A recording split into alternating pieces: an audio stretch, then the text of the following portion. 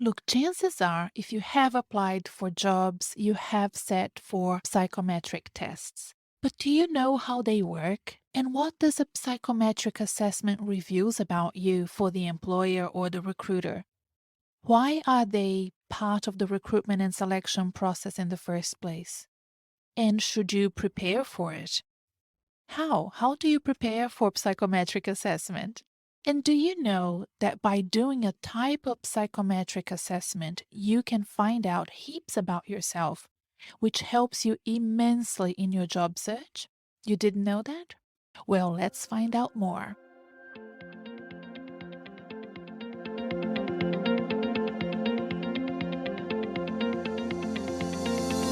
Hi, I'm Renata Bernardi, and this is the Job Hunting Podcast, where I interview experts and professionals and discuss issues that are important for job hunters and those who are working to advance their careers. So make sure that you subscribe and follow, and let's dive right in. To answer all of these important questions about psychometric testings and assessments, I invited Paula Baetu.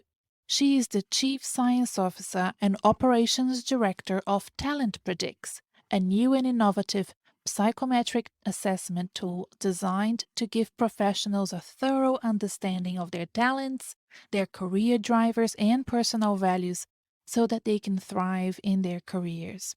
Paula is also a psychometric expert, which means she studied psychology and specialized in psychometric assessments.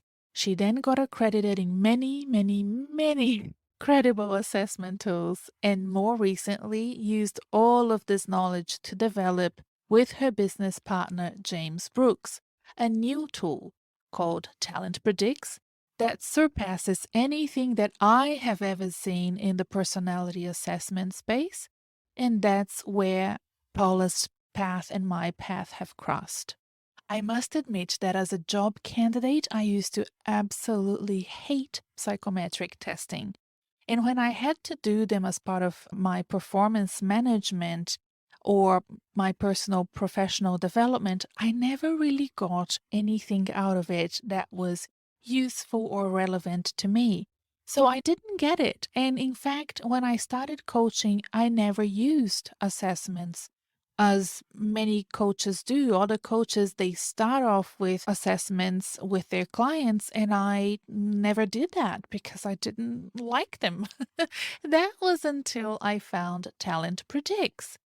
I love what it does for my clients, and therefore I have been invited by TalentPredix to be one of their global partners.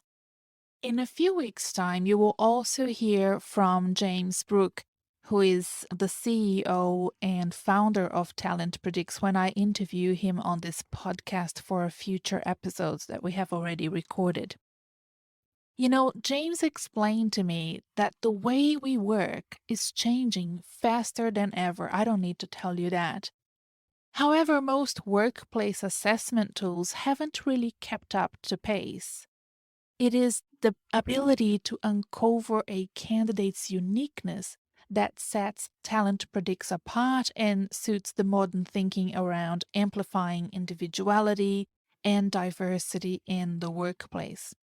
The way that I have enjoyed using TalentPredix in helping my clients is to help them understand and optimize their unique talents, their career motivations, and their values. And the combination of those three things becomes then my client's best self DNA.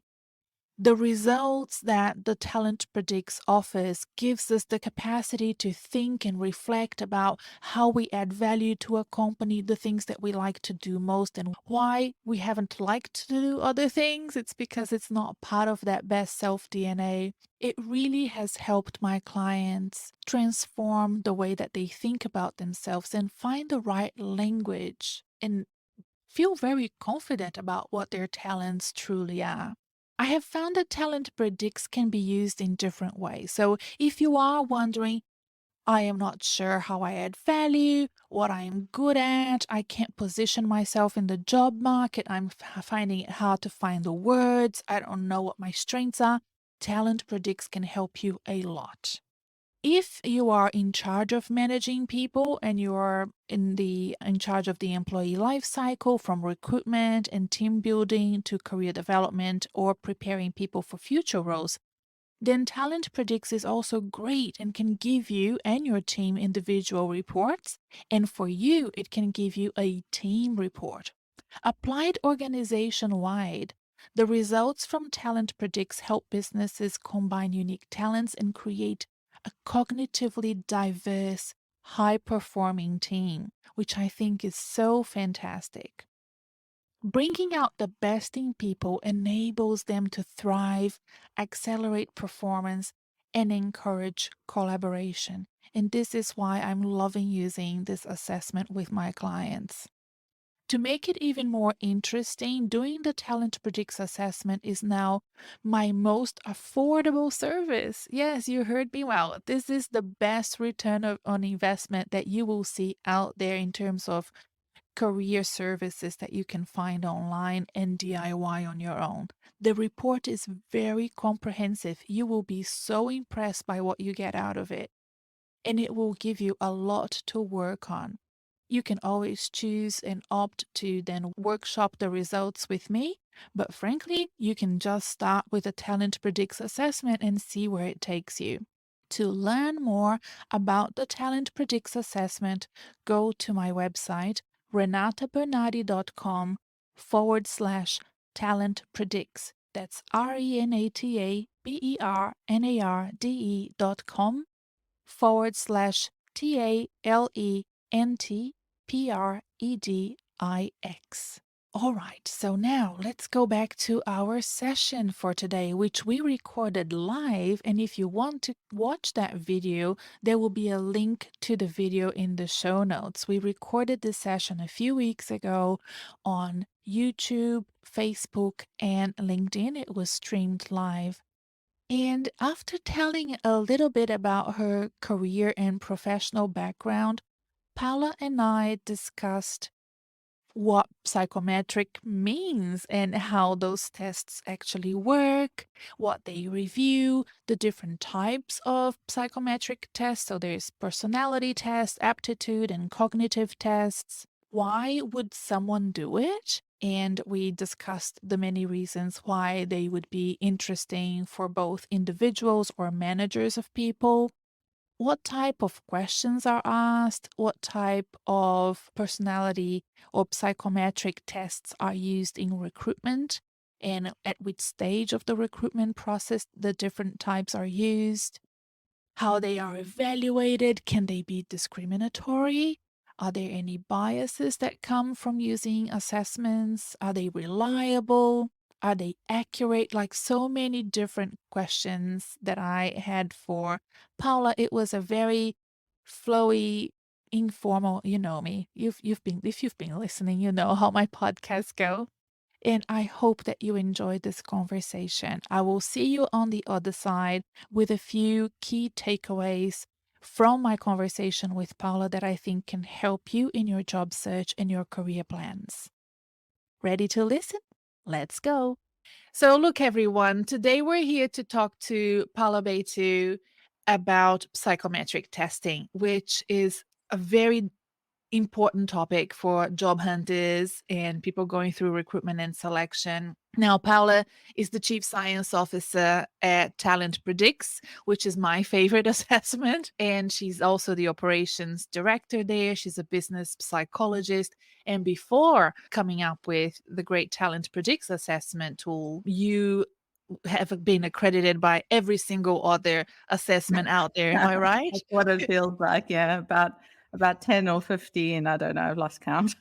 Oh my goodness, that's amazing. And I think it gives you then such great insight, isn't it, on what to look for when you are designing your own assessment tool with James Brooke, who we've interviewed for episode 145. Why don't you give everyone some background about your career? You know, where did you start and why did you decide to become an expert in psychometric testing? Where did that come from?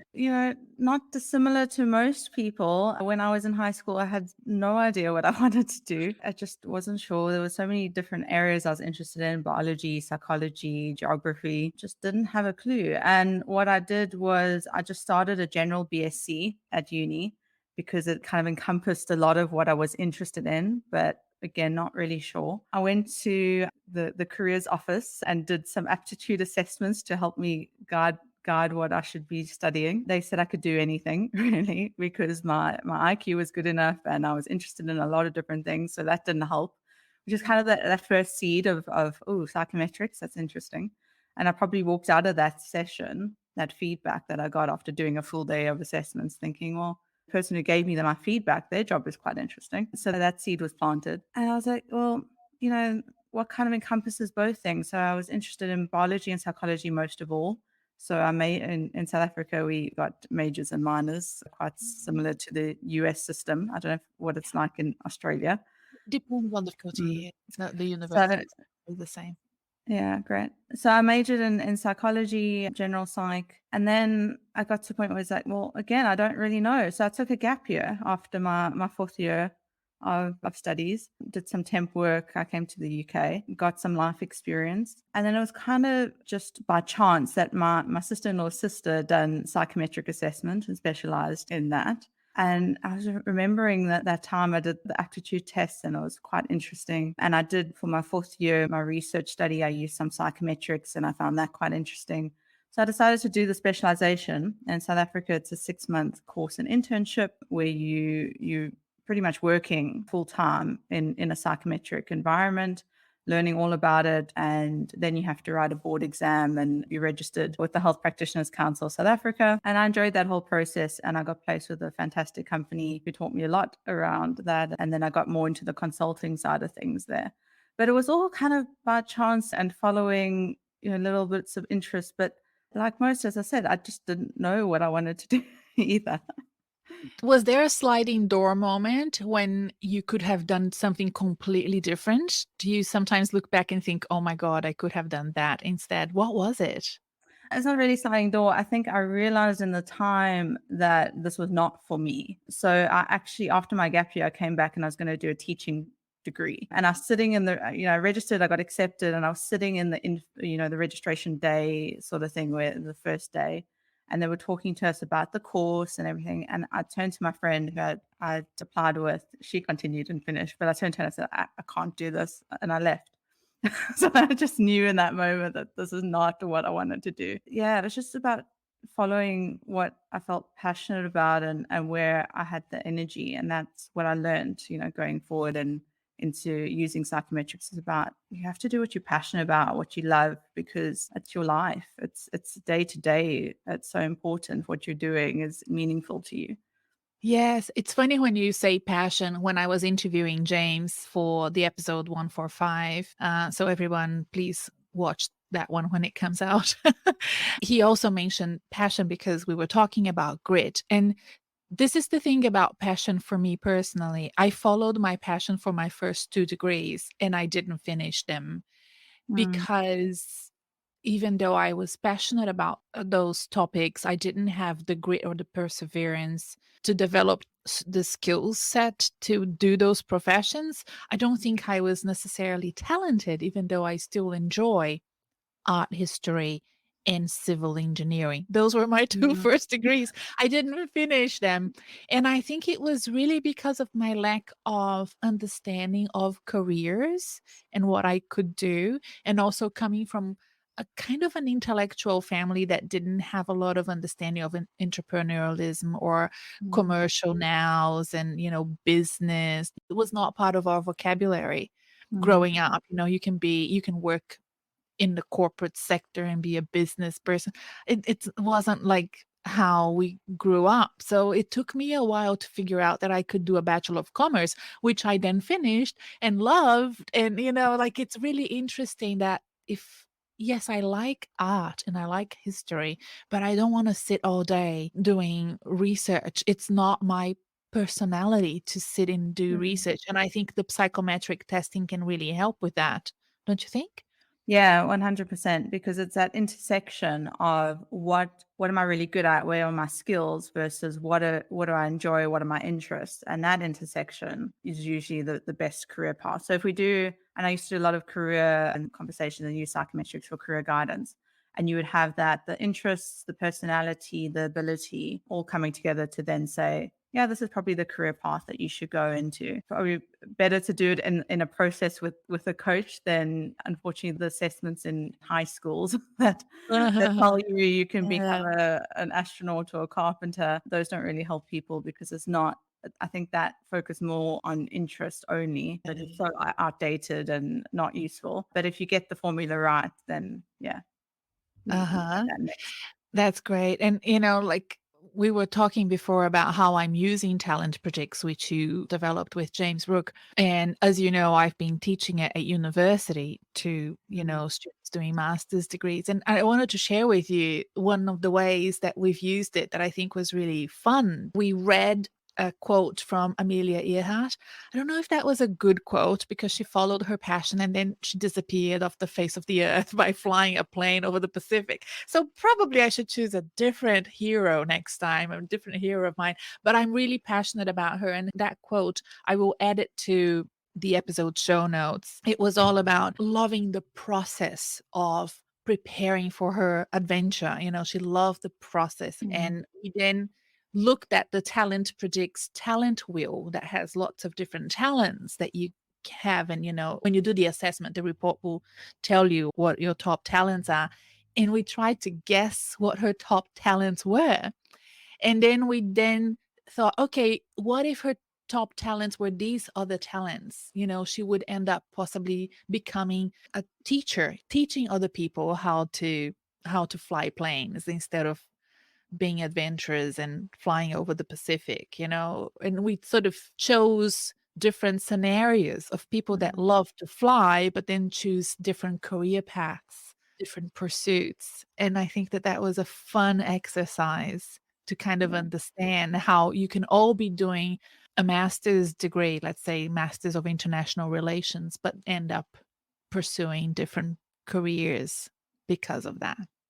Yeah, I think in school you don't realize how many different careers there are and the nuances. I didn't know that psychometrics existed until I'd already done 4 years of university because it's just there's so many different options out there and they're changing every day and there's more Yeah. different jobs appearing all the time. Yeah, but with your Amelia Earhart story, I think it's great, and that's what I used to do in my role in consulting, looking at people's psychometric results, the battery that they've done, personality ability assessments, and then saying whether they were right or wrong for the role based on that. However, I think you gain a lot more if you were able to sit down and then have a conversation with her, a coaching conversation, to then see, how does that play Mhm. her, the nuances for her.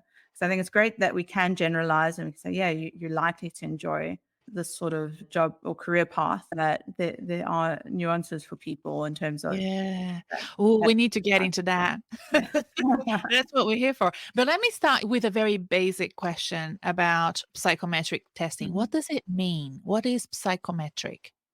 So a psychometric, as you break it down, is a psychological measurement. It's measuring mental capacities or mental abilities, and it can be a number of things. So people, when they think psychometric, probably the first thing that comes to their mind is an IQ assessment. That's a typical one Mhm. that you see on a lot of films. So that comes to mind. But that's only one kind of psychometric. Psychometrics also involve personality assessments, other capability assessments, interviews, especially their competency based or structured interviews. That's a psychometric. So anything that measures capacity or ability or personality is considered a psychometric, especially if it's got the research and the statistics behind it to say that it's reliable and that it's valid. So it's accurately measuring and precisely measuring what it says it's going to measure. So I wouldn't call these assessments on Facebook and online that you answer some questions and it tells you what Disney character you are. I wouldn't consider that a psychometric. Oh, got it. So, they will be measuring personality traits. Would you say that? So some psychometrics will measure personality traits. So it's a Okay. personality type assessments. They can be measuring traits or type. So if we can start diving down into the detail, it can get quite complex. But you have type assessment and trait assessment. These are just based on different models of personality. So we have people like Carl Jung and Sir Francis Galton, who's the father of psychometrics. They all had this idea around what is personality? What does it Right. look like? And they created a model and therefore then created, or people created tests based on that model. Right. Are aptitude tests considered psychometric tests Yes. and cognitive tests as well? They're Yes. all They're psychometric. all Okay. psychometric tests. And that's what I said, even interviews, Mhm. anything that's measuring that any capability is a psychometric test, as long as it, as I said, is still valid and reliable. Otherwise, I wouldn't Yes. give it that title. So these sort of interviews that we often see in very organized organizations that have great HR teams that have all their questions on a table with, some sort of scale, and Mm. that is also looking at doing an assessment that we call psychometric. Yeah, because you're Yes, measuring okay. it against you're trying to standardize the results, Right. and that, yeah, that comes down Ah, to being a okay. psychometric. Okay. Now, before we move on and talk about the psychometric testing that happens during recruitment and selection process, which you have to do if you want to continue with that application and move on to the next phase, you could decide as a professional to just go and do a test like you did in at university, like I've done a couple of times in Mm. my life as well. What's the benefit of doing it? And which type would you do to help you if you're feeling lost in your career and you don't really know what to do next?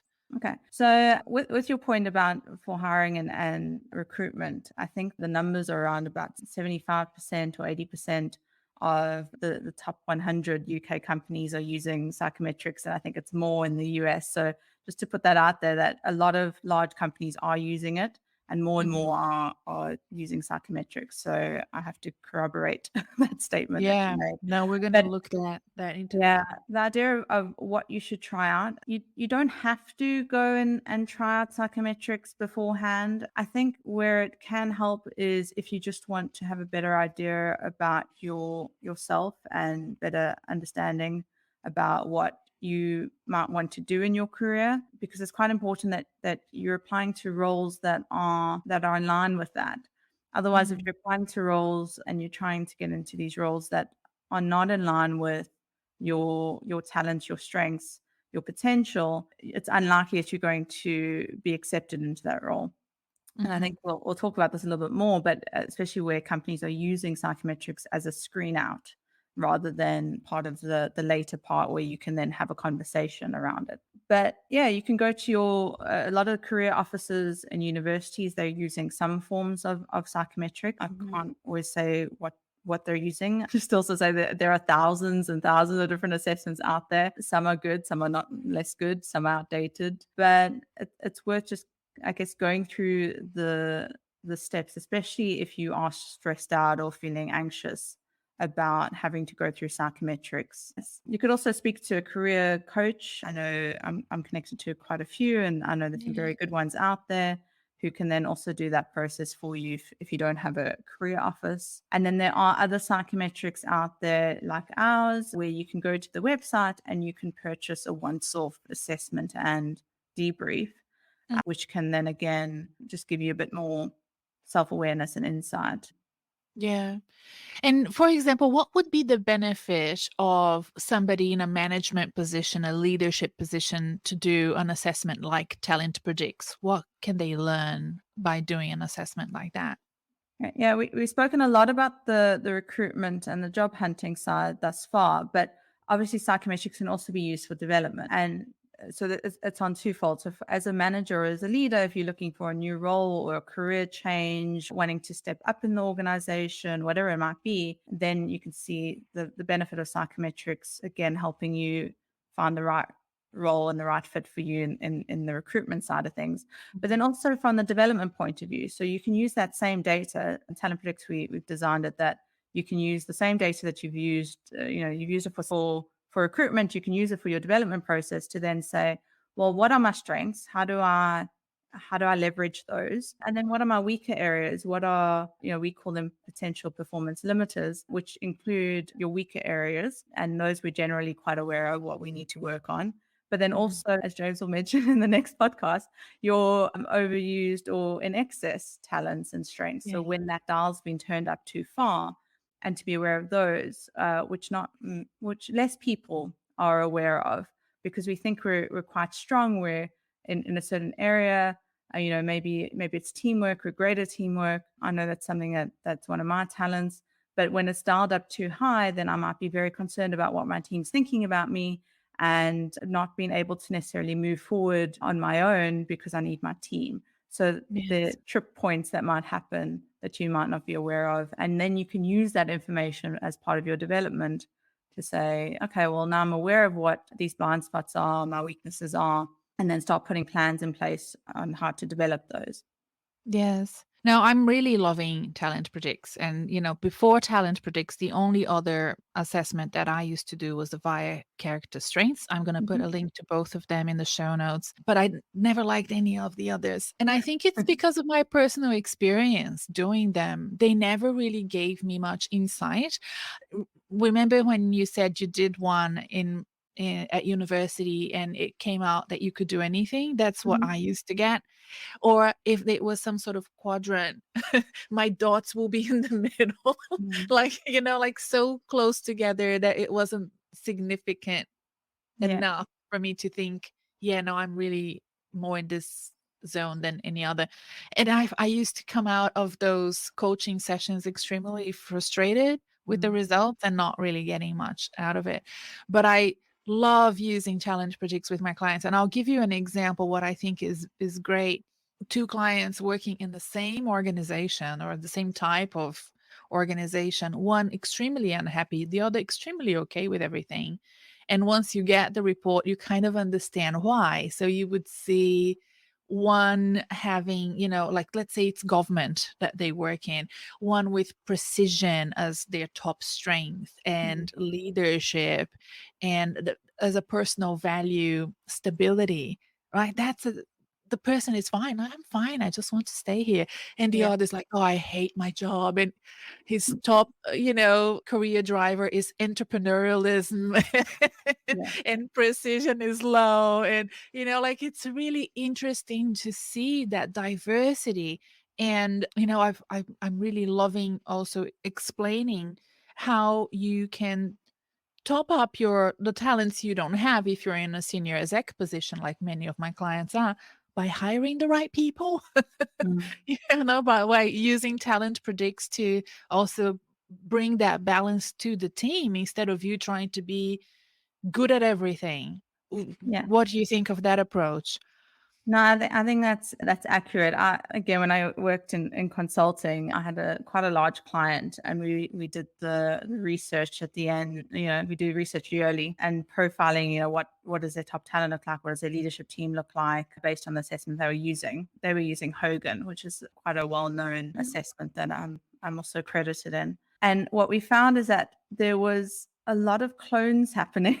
People were hiring themselves, and there wasn't a lot Ah, of variance in the system where, it's ideal to have this difference of opinion and different point of views coming in, or people that have different interests who can fill different roles, rather than having everyone be the same. And then there's mm, either no challenge because we are clones of each other, or or you have people, for example, that are high on adaptability, and that means that there's change for the sake of change in the system and no one's challenging that, and therefore there's no progress because the precision isn't there and the organization isn't there. So we can't just employ clones of ourselves, and this is why James and myself are talking a lot more about culture add rather than culture fit within an organization, and having that mentality: who can I bring on to my team who can add, rather than who's going to fit into my team.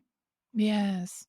That's exactly right. And that's why when I am coaching clients, or even now, like for free here, I tell people if you don't get the job, but you went through their different bottlenecks and conversions during the Mhm. recruitment and selection process, let's say it's towards the tail end, don't feel bad because Mhm. nobody wastes time with people they don't believe can do the job. I think that you Exactly. have to respect your competition, right? Mm, Other candidates will be great too. yeah. And you're going to come in and you're going to have a conversation, and there will be several factors at play here. Many times, as a hiring manager, I didn't choose a candidate that I adored because I felt that this other candidate here had some complementary skills or strengths or something about them that I didn't have in my team. And as a smart boss, I'm like, I like you very much, probably because you're a lot like me.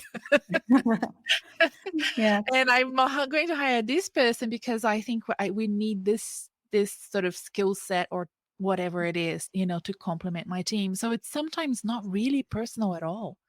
No, it's not. And this is I've done a lot of graduate recruitment intakes and apprentice intakes, and there you get thousands upon thousands of applicants, and it's a very difficult process. But when I've been able to work with those in the assessment center, which is usually the last step in the process for grads or apprentice intakes, I've always said to them, actually you can use this experience on your CV saying, I got to the last stage of this graduate intake, even if you don't Yeah. get the role, because you've beat out thousands and thousands of applicants already to get to this point. Yes. So you have to think about it in that point. Even if you get to the first interview, you've already a large number of CVs and other applicants to get to that Yeah. point.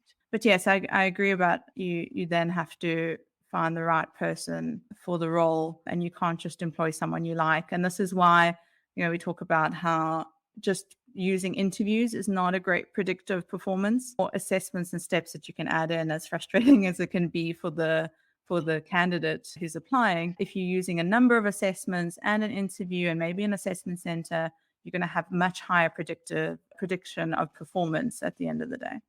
Yes. We have a question here from somebody on LinkedIn. I'm not going to name names in case you want to remain anonymous, but I think it's an interesting question because they're asking, are there any free psychometric tests available? Now, there probably are. I'm going to answer that and then you can Go for step it. in. There probably are psychometric tests available for free out there, but TalentPredix is so inexpensive for somebody who is a white collar worker who is here on LinkedIn. It's actually so beneficial to have very, high quality assessments spit out at the end of your 20 minutes that you're going to be doing this, right? So that you have this. It's a pity I don't have it with me, which was an oversight. I gave my personal report to my husband to read, which is something everybody should do. I think it's a great idea. And I don't know where he put it, but it We spits can we out can such link an. to one of our sample reports, and maybe Yes. the Yes, it spits out recording. like, what, a 20-page report, and it's such a great, amazing report that will give you so many, outstanding insight that you can use as you build your pitch if you're job hunting, as it helps you talk about your leadership style, it helps you talk about the sort of professional you are. I would rather pay, and I will put the link underneath so you can go and purchase it if you want. Would you agree? Like, I don't think that there's I would anything. agree. Our price point is very low for what you get, Yeah, because you're getting your talents, you're getting your career drivers, you're getting your values, you're getting your overused strengths, and you're getting some additional development information. And there's a lot in the report for a low price. What we generally do is, if you're an individual who wants to do the assessment, is we sell it in combination with a coaching session, which means that you're getting a fantastic coaching experience and more information rather than just getting the profile. But even if yes, you've just got the profile, there's a lot in there as yeah. long as you take the time to really work with it. Yeah. I'm loving using it, like I said before, and both with one-on-one coaching. And as you know, I used it as part of my teaching at the university with 160 students and doing that analysis. Frankly, I'm just starting to use TalentPredix, and I really wanted you guys to be with me when I was doing it, but then it just went so well, the session, and I think that the students took so much out of it. And I think at whatever stage you are in your career, it's really beneficial to take some time and invest, what's Mm. really not a lot of money to get at least the report, if not the coaching session. And by the way, my husband is at the airport in Sydney waiting for his plane and saying, yes, the report is with me. So I want it back. So if you're still listening, send Thank it you for back to me. watching at the airport.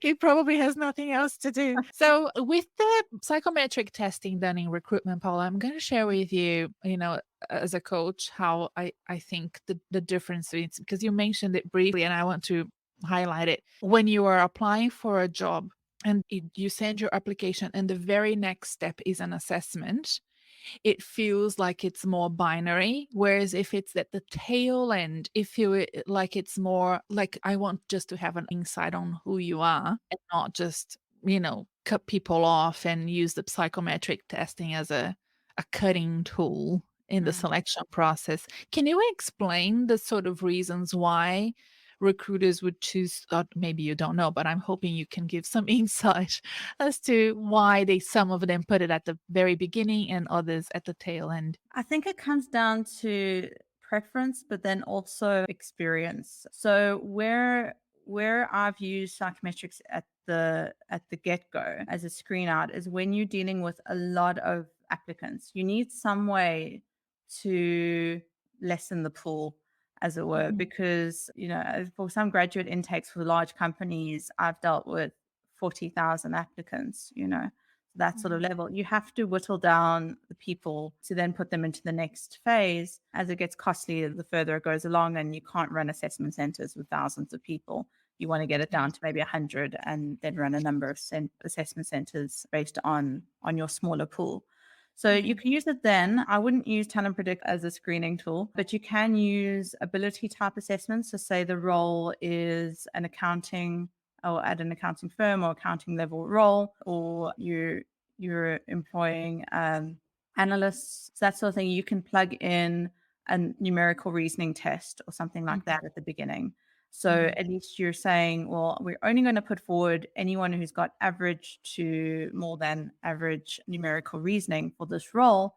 And anyone who's scoring below average, we will reject at this time. Again, that doesn't mean that you can't apply again. Okay. We will understand that you might have a bad day. But where I find, and where most people use it is then at the next stage. So when you're doing the interview, you will do the assessment, more, personality based assessment or something like TalentPredix. And then in the interview, you can then prompt questions around the information that you then have in that report. Yeah. So rather than Yeah. just using it as a screen out, you're using that information and being able to throw back questions to that person based on what their results have said. And then in the assessment centers, if they're running one, then you're doing other types of psychometrics, which is your role plays and presentations or leaderless group discussions, which will then give you a bit more information about this person to then make your final decision. Yeah, no, that's very, very true. Like you, I haven't done graduate intake, but I've prepared graduates for graduate intakes, and preparing them to sit for psychometric testing is really important. But I have another comment here coming from Rachel, and I know Rachel is in human resources. And she said, I like to test up front so I can probe further in the interview. If it's at the end of the process, you miss that opportunity. And that's more the sort of clientele that I have, because my Mm. clients are mid career to senior career, and they still have the assessment at the beginning. Sometimes, not always, because Mm. every selection process is different. And they're like, "Oh, they're gonna cut me out because whatever I say." And I try to explain to them that in that case, I don't think so, because of the seniority of the level and the career experience being what you can see if the person would fit the role or not. Mm. I think for that, maybe the talent predicts is a good assessment to have. Why would one use talent predicts in recruitment and selection, considering what it's giving as an output is talent, just letting people know it's, your top talents, your career drivers, and your personal values, Mm. right? Personally, I know people do, but I personally would not reject someone or throw them out of the process based on personality results purely.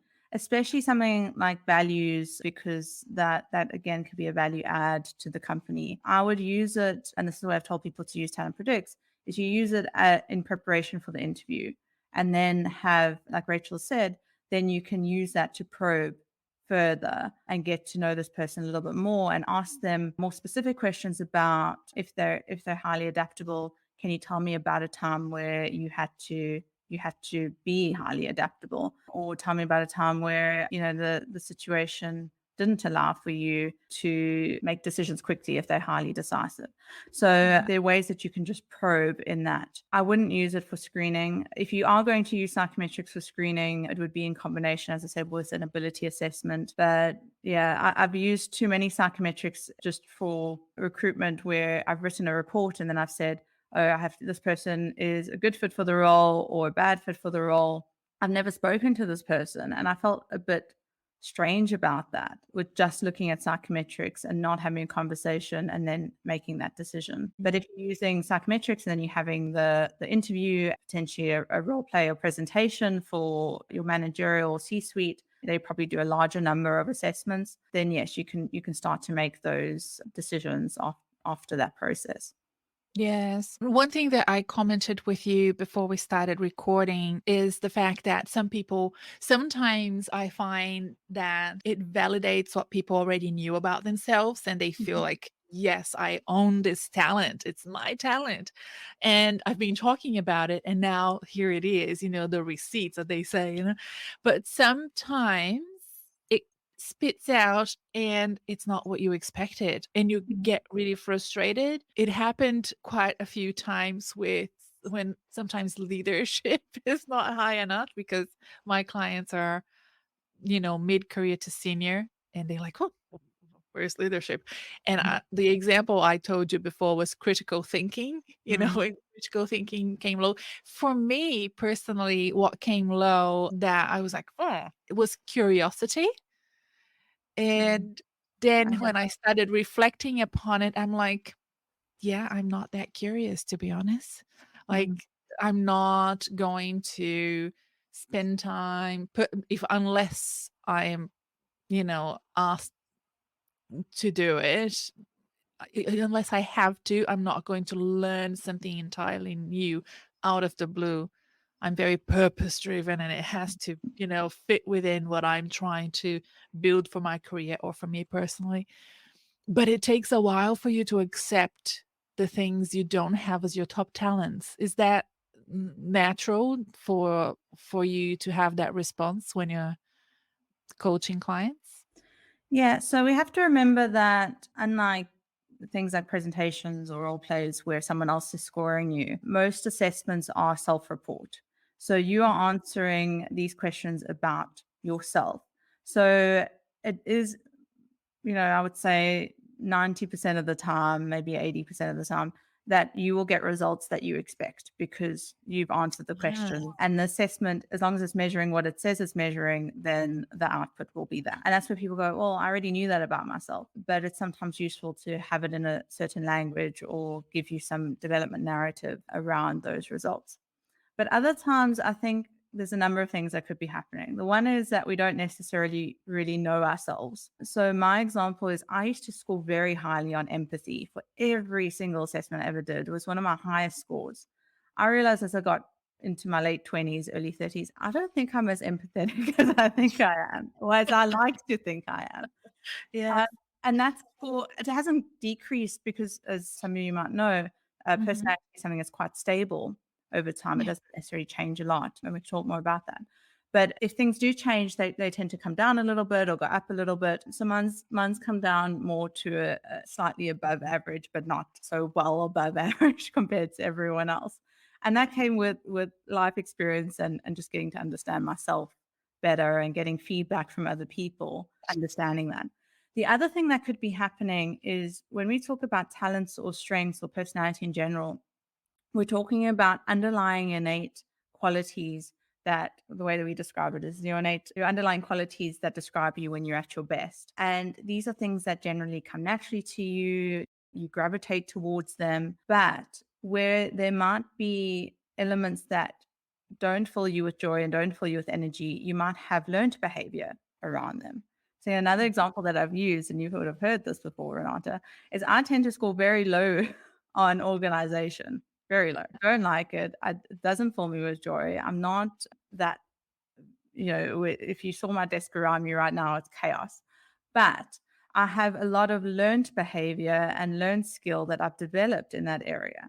So when people meet me and they know me and I'm like, oh, I need to put that in my diary, I've got my notepad, I've become very organized because I've learned to be very organized.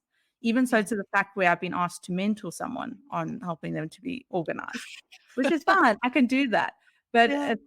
it's again where you might think, well, do I gravitate towards this? Do I have passion and energy around that area? Maybe like the critical thinking, or is it learned behavior? Or maybe I don't know myself as well as I think, and there's some nuances in that. But we also can't get stuck in the numbers. So when we're looking at these reports, you're usually being compared to a group, to a comparison group, what we call a norm group. When people say, oh, I'm extroverted, I might say to them, extroverted compared to who? Mm. Who did the report compare you against? Was it a global norm? Was it against other students? Who are you being compared against? And that might be, you might be getting an average score if the score is 1 to 10, and that score might be 5, and we might think that's low. No, it's average. It's you compared to other people, you are just as much of a critical thinker as they are.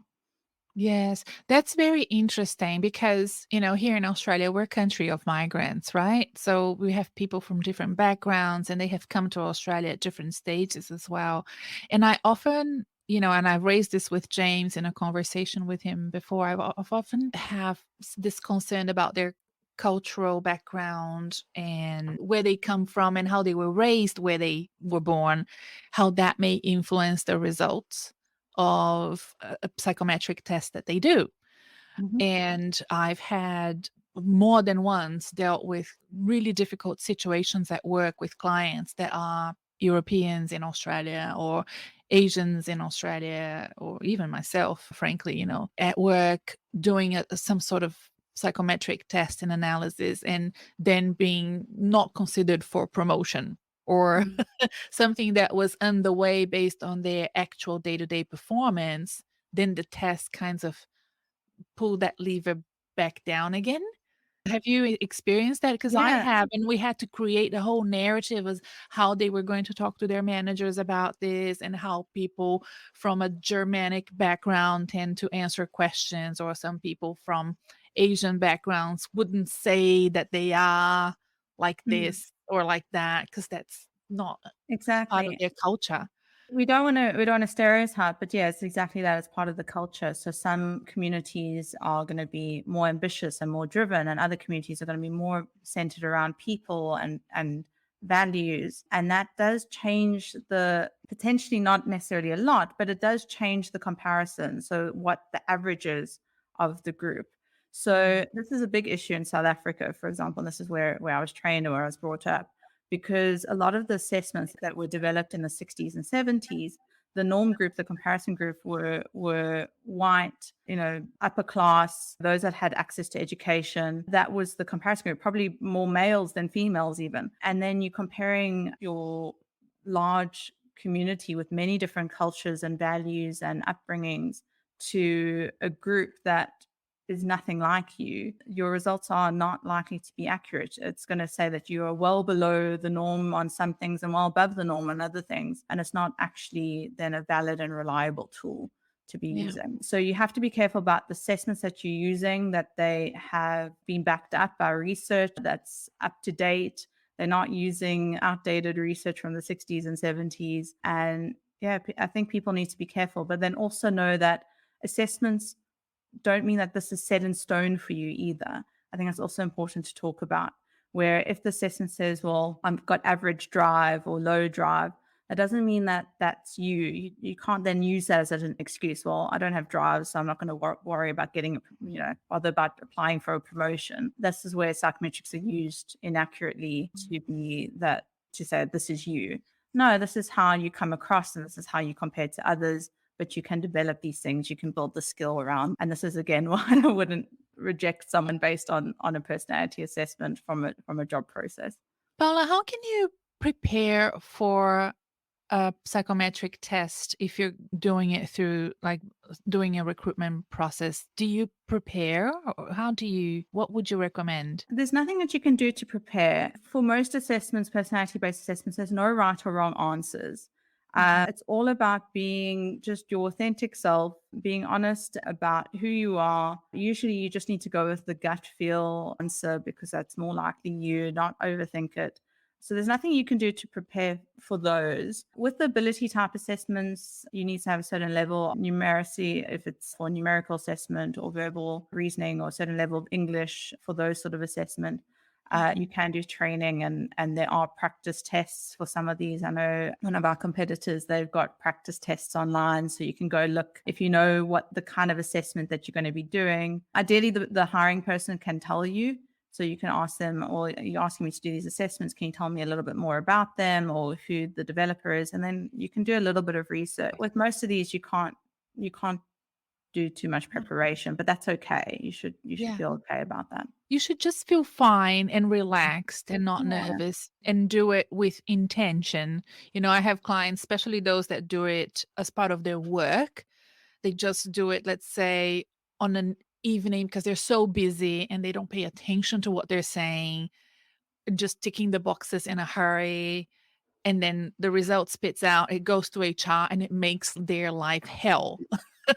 Yeah, if you're talking about mentally preparing, yes, then Yeah. yes, you need to have ideally most of the time we say do it in the morning when you have to refresh it, especially if it's a cognitive ability assessment.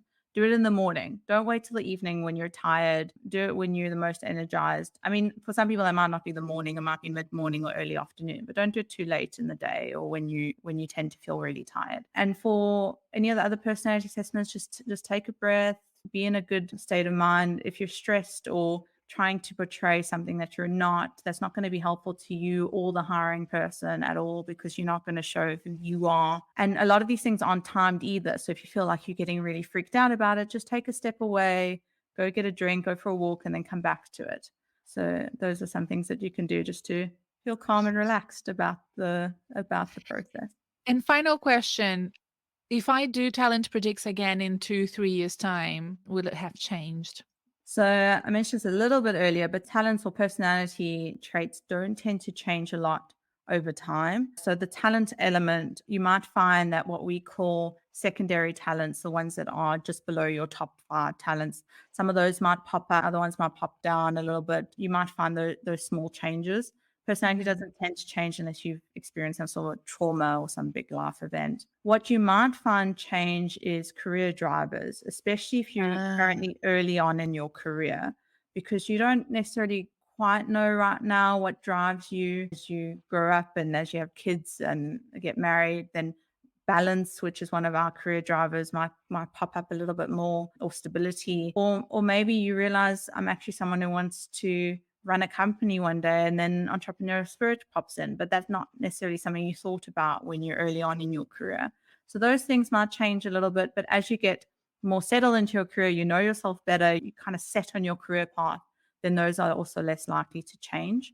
But what we usually say is the test retest reliability. So the chances of the test being significantly the same if you did it again in 2 years.